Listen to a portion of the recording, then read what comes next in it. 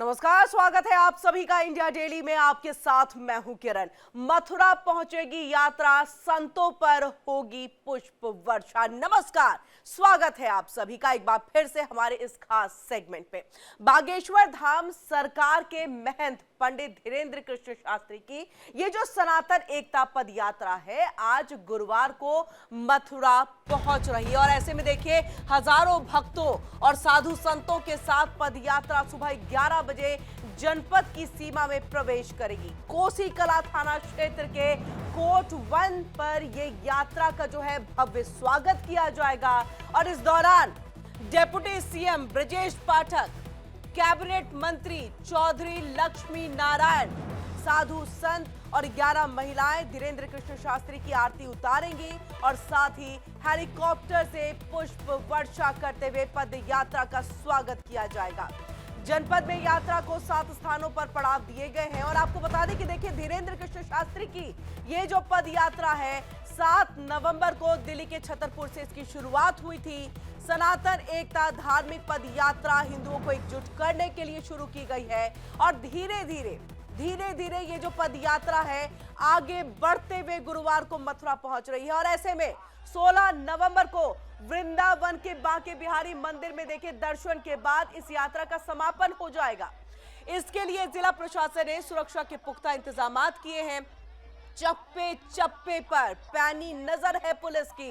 Police force के साथ साथ पीएसी के जवान, आरएएफ की कंपनियां तैनात की गई है। और ये इसके मद्देनजर भी और ज्यादा सुरक्षा बढ़ा दी गई। जो दिल्ली में ब्लास्ट हुआ, खुफिया विभाग के जवान भी देखिए सादे कपड़ों में तैनात रहेंगे। ड्रोन कैमरा, सीसीटीवी कैमरे से पद यात्रा की निगरानी रखी जा रही है, यानी कोई कोताही बरती नहीं जाएगी। किसी तरह का सेंध नहीं मार सकते, यानी कि पर तक नहीं मारा जा सकता है। इस तरह की सुरक्षा व्यवस्था जो है वो यहां पर रखी जा रही है। और आप सबकी जानकारी के लिए आपको बता दें, धीरेन्द्र कृष्ण शास्त्री की जो ये पद यात्रा है, इसको लेकर के जनपद में 7 जगहों पर स्वागत की तैयारी भी की गई है और रात्रि विश्राम भी किया जाएगा।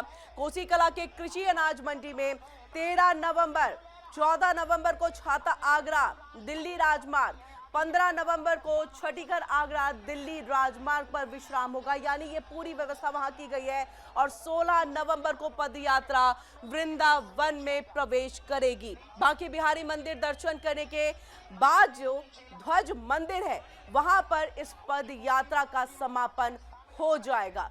तो पद यात्रा जिसकी शुरुआत 7 नवंबर से हुई, 16 तारीख तक ये पद यात्रा जो है वो जारी। उसके बाद बांके बिहारी मंदिर में दर्शन के बाद रामलला, और आपको बता दें यहाँ पर ये पूजा अर्चना के बाद जो है इस पद यात्रा का जो है वो समापन यहाँ पर हो जाएगा। इसके साथ साथ ये भी आपको जानकारी दे दें कि सुरक्षा व्यवस्था कड़ी रखी गई है। सुरक्षा व्यवस्था के लिए चप्पे चप्पे पर पुलिस फोर्स तैनात, सादे कपड़ों में यहाँ पर जो जवान है वो तैनात किए गए हैं। और इसी के साथ हम आपको लगातार ये भी बता दें कि ये पद यात्रा कहाँ से होकर के गुजर रही है, कहाँ पर जो है ये पड़ाव इनके रुकने के लिए रखा गया है। इन सब के बीच में आपको ये भी बताएं, शुरुआती अगर फरीदाबाद की बात करें, जैसे ही पद यात्रा की शुरुआत होती है, छतरपुर से इसकी शुरुआत होती है, फरीदाबाद जैसे ही पद यात्रा पहुंचती है, इसके बाद वहां पर मनोहर लाल खट्टर केंद्रीय मंत्री वो पहुंचते हैं, स्वागत करते हैं। आपने देखा होगा शिखर धवन भी जो है इस पद यात्रा में सम्मिलित होते हैं। और इसके बाद वहां पर कुमार विश्वास जो है वो भी मंच पर पहुंचते हैं। यानी तमाम बड़े संत, महात्मा और धर्माचार्यों के साथ साथ आपको कई सारे केंद्रीय मंत्रियों का सपोर्ट, समर्थन भी इस पद यात्रा को मिलता हुआ दिखाई दे रहा है। तो देखिए, ये हम आपको पूरी जानकारी जो है वो दे रहे हैं, बता रहे हैं कि किस तरह से जो है 16। हम एक बात कह दें, हम न रुकेंगे न डरेंगे। यदि आज भारतीय एक नहीं हुआ, 150 करोड़ लोगों की 150 किलोमीटर की ये पदयात्रा है, यदि सभी एक नहीं हुए तो जो बम धमाका दिल्ली में हुआ है, ऐसा भारत के हर गली कोने में होता दिखाई देगा। इसी के लिए आवश्यकता है एकता की, यूनिटी की। यूनिटी ही एकमात्र माध्यम है जिससे भारत में शांति, विश्व में शांति सनातन के द्वारा स्थापित की जा सकती है। से रुक करेंगे हम प्रेम कौशिक का। हमारे संवाददाता हमारे साथ जुड़ चुके हैं। प्रेम, हम लगातार देख रहे हैं 7 नवंबर से जब से इस पदयात्रा की शुरुआत है, आपने हर एक चीज पर बारीकी से जानकारी हम तक पहुंचाई, हमारे दर्शकों तक पहुंचाई है। फिलहाल पदयात्रा को लेकर के जहां रुकने का पड़ाव है, तैयारी किस तरह की दिख रही है, सुरक्षा व्यवस्था किस तरह की है? बिल्कुल, देखिए किरण, जिस तरह से 7 नवंबर से ये छतरपुर दिल्ली से शुरुआत हुई है सनातन हिंदू एकता पदयात्रा, अब जाकर होडल पहुंच चुकी है और होडल से आज 13 नवंबर को ये पदयात्रा यूपी के मथुरा कोसीकला कोटबंद से ये जो है एंट्री करेगी। एंट्री करने के बाद जब ये प्रवेश करेगी तो ब्रज देवालय न्यास द्वारा और ब्रजवासियों द्वारा इसका भव्य रूप से स्वागत किया जाएगा। महिलाएं कलश लेकर जो है धीरेन्द्र शास्त्री महाराज की इनकी आरती उतारेंगी। बटुक ब्राह्मणों द्वारा स्वस्ति वाचन का पाठ किया जाएगा। शंख ध्वनि के साथ में इनको स्वागत किया जाएगा और स्वागत के दौरान कैबिनेट मंत्री लक्ष्मीनारायण चौधरी, उप मुख्यमंत्री ब्रजेश पाठक के साथ से तमाम बड़ी हस्तियां इस यात्रा में मौजूद रहेंगी। और जिस तरह से इस यात्रा का संदेश है हिंदू सनातन को एकता का संदेश देने का, जातिवादी का भेदभाव को मिटाने का, ऐसे बड़े बड़े संदेश लेकर धीरेन्द्र शास्त्री महाराज इस पदयात्रा को लेकर चल रहे हैं। उसी के साथ जब आप देख सकते हैं तो शिखर धवन इस यात्रा में जुड़े, कल देर रात कुमार विश्वास भी इस यात्रा में जुड़े और उसी के जैसे कि यात्रा में बड़ी संख्या में लोग जुड़ रहे हैं। तो उसके बाद में सुरक्षा के पुख्ता इंतजाम किए गए हैं। यहाँ के जो स्थानीय पुलिस द्वारा यहाँ पर सबसे पुलिस बल तैनात है। आगरा, मेरठ, कानपुर से भी यहाँ पर अतिरिक्त पुलिस बल बुलाया गया है और इसी के साथ में यहाँ पर चप्पे चप्पे ड्रोन से निगरानी रखी जा रही है। आरएएफ की कंपनियां यहाँ पर नियुक्त की गई है, पीएचसी की किया गया है और उसी के साथ में रूट डायवर्जन प्लान भी बनाया गया है। जी देखिए किरण, किसी भी तरह से बड़ी संख्या में जिस तरह से सनातनी जब एकजुट हो रहे हैं तो इस सनातन की यात्रा में कहीं भी जो है लोग इस पर गड़बड़ ना कर सके, इस तरह से निगरानी रखी जा रही है। और जो एलआईयू और आईबी की टीम है उनको जगह जगह पर चप्पा पर उनको एक्टिव किया गया है। वो गांव के उन इलाकों पर जहां पर उनको लगता है कि यहाँ पर कोई गड़बड़ी हो सकती है वहां पर वो जो है इकट्ठा कर रहे हैं जानकारियों को। जी बिल्कुल।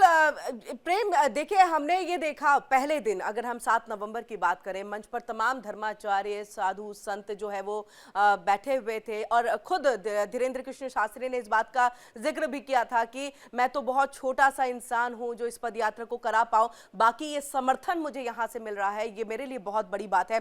उसके बाद ये जैसे ही पदयात्रा फरीदाबाद पहुंचती है, आगे की तरफ शिखर धवन आते हैं, मनोहर लाल खट्टर केंद्रीय मंत्री पहुंचते हैं, ऐसे ही और किन किन कहें कि खास लोगों के जुड़ने का जो सिलसिला है वो जारी है।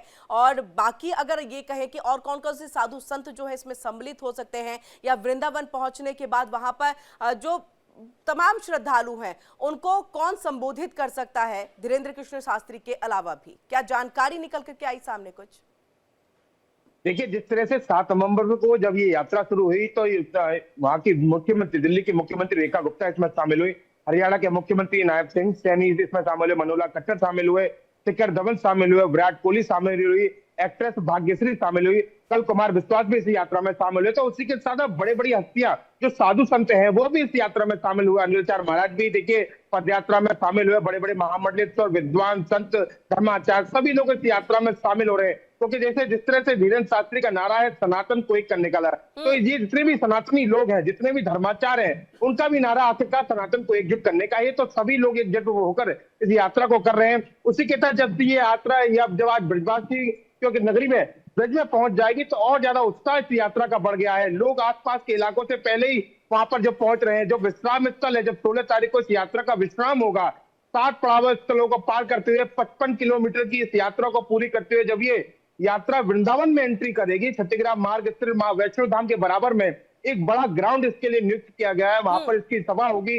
एक बहुत बड़ा संत सम्मेलन होगा। जब ये बहुत बड़ा संत सम्मेलन होगा, जब लाखों की संख्या में ये सनातनी जुड़ेंगे तो बहुत बड़े बड़े जो है यहाँ पर निर्णय लिए जा सकते हैं। क्योंकि देखिए श्री कृष्ण जन्मभूमि मुक्ति की बात चल रही है, श्री कृष्ण जन्मभूमि की मुक्ति की बात चल रही है, तो इसी को लेकर यहाँ पर बड़े फैसले लिए जा सकते हैं संतों द्वारा।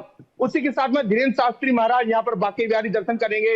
यमुना शुद्धिकरण का भी उनका संकल्प है, तो यमुना शुद्धिकरण के लिए यहाँ यमुना पूजन के लिए भी उनकी बात कही जा रही है। बिल्कुल, प्रेम, वृंदावन के लोग किस तरह से इस पदयात्रा के स्वागत के लिए तैयार है, कितने उत्साहित दिख रहे हैं? क्योंकि 16 नवंबर अब ज्यादा दिन नहीं बचा है जब ये पदयात्रा जो है उनकी धरती पर पहुंचे, और ऐसे में वहां पर इतने बड़े बड़े धर्मात्मा जो है वो वहां पर पहुंचेंगे, साधु संत पहुंचेंगे। किस तरह की तैयारी है लोगों की और किस तरह से प्रशासन की तैयारी है? जानकारी है कि पुष्प वर्षा होगी। बस एक इंतजार है धीरेन्द्र शास्त्री महाराज के पदयात्रा का कि जब पदयात्रा पड़ाव स्थलों तक पहुंच रही है तो हर कोई ब्रजवासी, हर कोई मथुरावासी, हर कोई इलाके आसपास के इलाके का व्यक्ति बस धीरेन्द्र शास्त्री महाराज की उस यात्रा का स्वागत करने के लिए तैयार है और इंतजार कर रहा है वृंदावन पहुंचने का। वृंदावन के साधु संत ब्रजवासी हर कोई आम नागरिक बस इस पदयात्रा का स्वागत के लिए यहाँ पहुंच रहा है। बड़ी संख्या में लोग इकट्ठा होने वाले हैं और देखिए यही उत्साह है धीरेन्द्र शास्त्री महाराज का, जो जनता का उत्साह है वही उनको लेकर चल रहा है। जब जैसा कि हमने देखा कि उनको इस समय तेज बुखार है, 100 डिग्री बुखार के बाद में भी, वायरल के बाद में भी, जिस तरह से कल उनकी तबीयत खराब हुई वह जमीन पर ही सोए, उनके डॉक्टर जा रहा है, उनका उपचार किया जा रहा है, लेकिन उसके बाद भी वह अपने पदयात्रा को रोक नहीं रहे। वह निरंतर ही अपनी पदयात्रा को जारी रखे हुए हैं। आज भी होटल से चलकर वह मथुरा एंट्री करेंगे। जब उनका भव्य स्वागत होगा, जब ब्रजवासी महिलाएं उनका आरती उतारेंगी, जब शंख ध्वनि के साथ में उनका स्वागत होगा, जब बटुक ब्राह्मण द्वारा स्तुति वाचन के साथ में सनातन की एक अलौकिक छटा जब मथुरा में ये यात्रा प्रवेश करेगी तो बिखरेगी। और उससे जब वाकई में, क्योंकि देखिए ब्रजवासी अलग है और ब्रज अलग है, तो इसी ब्रजवासी और ब्रज अपने अपने अनोखे अंदाज से उनका स्वागत करेंगे। जगह जगह रसिया गायन होंगे, भजन कीर्तन का गायन किया जा रहा है, हर जगह पर उत्साह है। हर कोई ब्रजवासी, हर कोई व्यक्ति जो बाहर से आ रहा है वह भी धीरेन्द्र शास्त्री महाराज को इस यात्रा में जुड़कर शामिल हो रहा है। जी बिल्कुल प्रेम, क्योंकि देख रहे हैं हम जिस तरह से सुरक्षा को लेकर के, और खुद धीरेन्द्र कृष्ण शास्त्री जो है उन्होंने एक बयान जो है ब्लास्ट को लेकर के उन्होंने दिया था। उन्होंने कहा था कि अगर हिंदू राष्ट्र होता तो ये नहीं होता कभी भी। अब ऐसे में जब सनातन का आप प्रचार करते हैं, जब हिंदुओं को एकजुट करने की बात करते हैं, तो दुश्मन भी कई हो जाते हैं। और भारत के तो ऐसे ही दुश्मन जो है वो देखने को मिलते हैं, जिस तरह से लगातार इस तरह की घटनाएं, इस तरह से जो है ब्लास्ट को अंजाम दिया जाता है, निर्दोष लोगों को मारा जाता है। ऐसे में छावनी में तब्दील इस पूरे पदयात्रा के दौरान हम तमाम रास्तों को, तमाम जगहों को देख रहे हैं जहां जहां रुकने का पड़ाव भी रखा गया है। वृंदावन को भी छावनी में क्या तब्दील किया गया है? बिल्कुल, मथुरा कोटवन से लेके और वृंदावन तक जहां तक इनकी यात्रा रहेगी, 8 जोन 18 सेक्टरों में इसको विभाजित किया गया है। पीएचसी, आरएएफ, एलआईयू, आईबी की टीमों को यहाँ पर नियुक्त किया गया है। उसी के साथ में चप्पे चप्पे में पुलिस बल तैनात है। रूट डायवर्जन का प्लान भी बनाया गया है। ड्रोन कैमरे से इसकी निगरानी रखी जा रही है। किसी भी तरह से कोई भी असामाजिक तत्व किसी भी तरह से गड़बड़ी ना कर सके, इसके एक्टिव किया गया सभी लोगों को। सोशल मीडिया पर भी इस समय निगरानी रखी जा रही है। और आज कल देर रात से ही वन वे का प्लान जो है कर दिया गया है। जो नेशनल हाईवे है जो दिल्ली से आगरा की तरफ जा रहा है उसको वन वे किया गया है। चप्पे चप्पे पर पुलिस बल की तैनाती की गई है। और इसी के साथ में आगरा, मेरठ, कानपुर से भी अतिरिक्त पुलिस बल यहाँ पर बुलाया गया है। सीओ और एएसपी रैंक के अधिकारियों को जोन और सेक्टरों की जो है कमान संभालने की जिम्मेदारियां दी गई है। देर रात से ही डीएम, एसएसपी और जिले के तमाम आगरा मंडल के तमाम आला अधिकारी इस समय यात्रा पर निगरानी बनाए हुए है। जगह जगह पर सीसीटीवी कैमरे लगाए गए हैं और उन सीसीटीवी कैमरों की मॉनिटरिंग भी की जा रही है। किसी भी तरह से इस पदयात्रा में किसी भी सनातनी को परेशानी ना हो सके, उसके खास इंतजाम किए गए हैं। प्रशासन द्वारा डॉक्टरों की टीम जगह जगह पर लगाई गई है और रूट डायवर्जन के लिए अलग अलग प्लान बनाए गए हैं। उसी के साथ में जैसे तैयारी पूरी जबरदस्त है। और इसी के तहत ये पद यात्रा जो है 7 नवंबर से जब शुरुआत हुई, तो देखिए आज 13 नवंबर एक सकुशल तरीके से इस पद यात्रा जो है वो आगे बढ़ते हुए, और ऐसे में 16 नवंबर को ये पद यात्रा जो है वो खत्म हो जाएगी। वृंदावन में तैयारी के लिए वृंदावासी जो है वो तैयार बैठे हुए। बहुत बहुत शुक्रिया प्रेम, पूरी जानकारी हम तक यहाँ पर पहुंचाने के लिए। नजर बनाए रखिएगा, अपडेट के लिए वापस लौटेंगे।